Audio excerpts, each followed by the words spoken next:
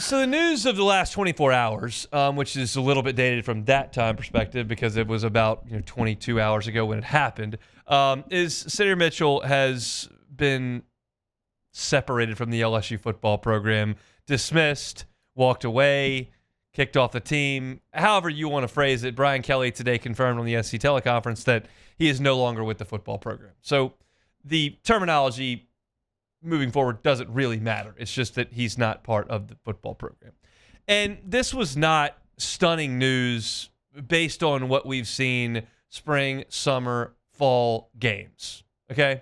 Mitchell came in the spring to play for Bo Davis, who recruited him to Texas. Then Bo Davis left, and Mitchell worked out in the spring. And then they brought in Bernard Gooden and Kyle Williams. And then we went out there to camp, and Sydir Mitchell was working with the 2s and 3s. And he didn't play in the first game. He didn't play in the second game. So that sequence of events comes into play for one coach. That coach leaves. New coach comes in. They go into the portal to get another defensive tackle. You go out to fall camp, and he's working with 2s and 3s. He doesn't play in the first 2 games. It's not a promising track for Sydir Mitchell to impact this LSU football team. You couple that with the fact that at Texas, as a true freshman, he played in 4 games and made 3 tackles. And then last year as a redshirt freshman, he only played in 5 games and made 4 tackles. He made a tackle against Texas San Antonio, made a couple against Florida, 1 against Kentucky, and that was all he did in 2 years at Texas. Now, he was playing for loaded defensive lines at Texas. That group that Bo Davis had put together, cultivated, and developed was really, really good, but he didn't have a huge impact at Texas. He was not coming in with the credentials of some of the other transfers that LSU had. And I think that's really the biggest story here, because I think how LSU moves forward without Sydir Mitchell. They've done it for 2 games. They've done it without Sydir Mitchell.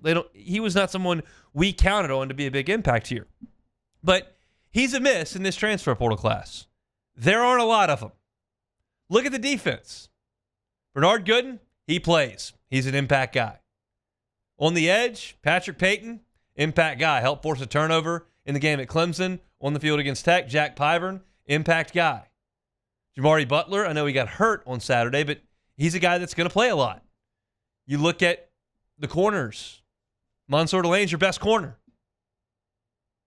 Jakeem Jackson hasn't gotten to the field, but Delane's been your best guy. And then you look at the secondary. Beyond them, Tamarcus Cooley plays, starts. A.J. Halsey plays, starts. On offense, Braylon Moore starting center. Josh Thompson starting right guard. You look out wide, Barryon Brown, pretty big piece to what they're doing on the outside. Nick Anderson caught a touchdown last week.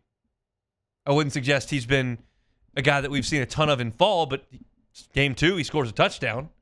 So the hit rate in this portal class is extremely high. And this is just one of those that's a miss. And we've talked about the fact that we believe that Bo Davis wanted to bring in more size on the defensive interior. That's generally been his MO. When he was at Alabama, they had huge guys on the interior. When he was at Texas, they've had huge guys on the interior. And he was starting that process at LSU. And Kyle Williams is not built like that. Kyle Williams has talked about what he wants to see from his defensive linemen. And Blake Baker came on these airwaves on the morning show with Jake and Matt and talked about what he wants out of his defensive linemen. And they want guys that get up the field. They want guys that are disruptive. They want havoc. They want tackles for loss. They want sacks. They want pass rush. They want hurries. And 360-pound defensive tackles don't give you a lot of that. That is not to suggest that 360-pound defensive tackles are worthless. There are plenty of defenses that use those to their advantage. There aren't a lot of those guys walking the planet that can do it. But if you get a really good one, absolutely, there's a spot for him. But Kyle Williams wants guys that look like Ahmad Bro. He wants guys that look like Bernard Gooden. There aren't a lot of guys that look like Dominic McKinley, but he'll take those guys as well. He wants active, quick, violent in the backfield. And that just doesn't really fit what Sydir Mitchell is. Now, I'm not here to tell you that Sydir Mitchell is no longer with the team because he didn't fit Kyle Williams' plan. Brian Kelly addressed it today on teleconference and said there are standards that have to be met in any business, in any industry, And if they're not met, then there'll be consequences, and the standards were not met. What that is, I don't know.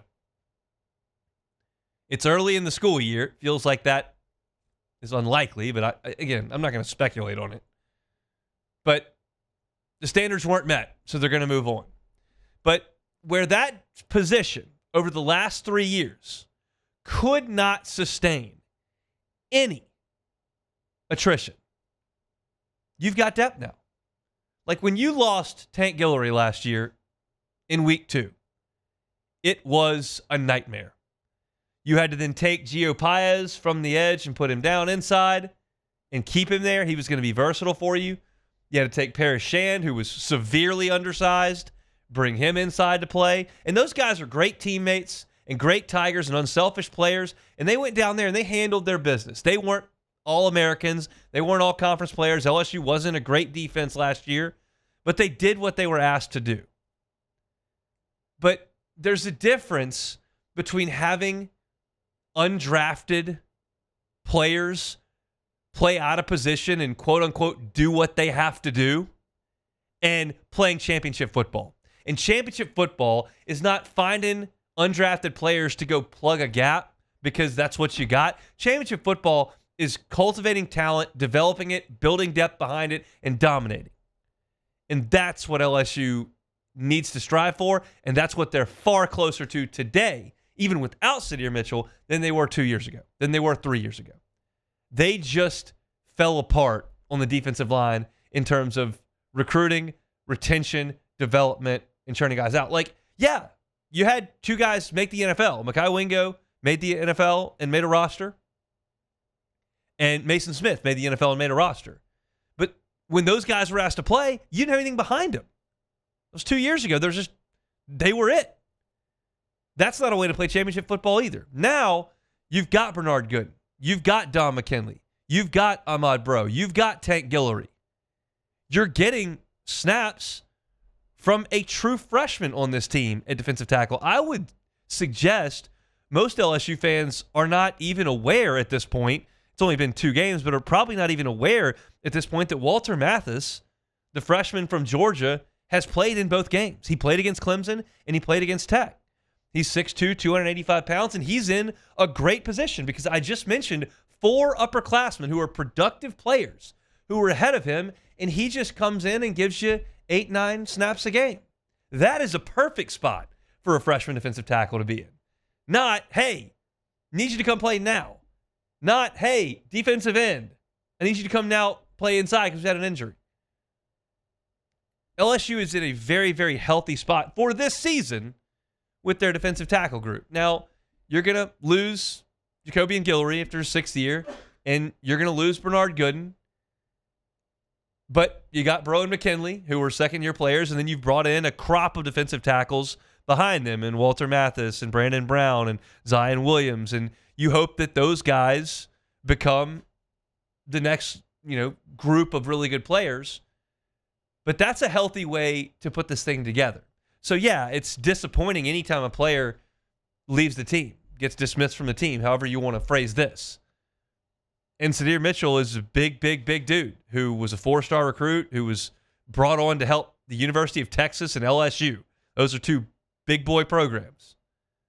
But you've now created an infrastructure that can allow that to happen because you've brought in talent, retained a lot of talent, and developed it. So now you've got depth.